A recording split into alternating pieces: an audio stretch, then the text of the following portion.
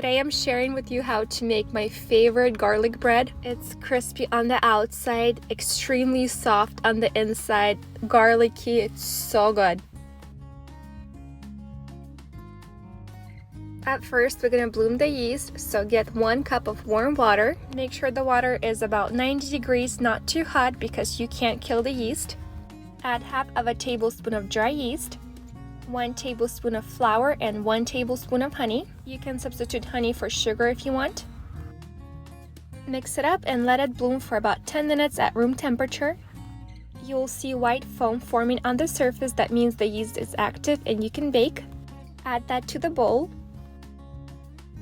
Add 1/4 of a cup of melted butter and make sure butter is not too hot. Add 1 cup of yogurt. This will make the garlic bread very soft. Add 4 cups and a quarter of flour. Add half of a tablespoon of salt and 1 teaspoon of garlic powder.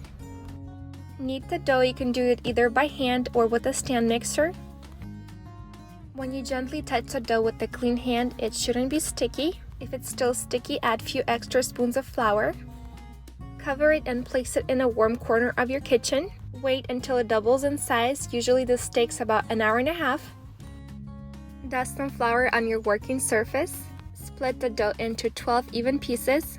I like to split the dough into 4 pieces, and then each piece I will split into 3. Here I have 9.5-inch round tray. Brush some melted butter on the bottom and on the sides. This will make the bread crispy on the outside. Each piece of the dough shape into a ball by collecting all the sides toward the center.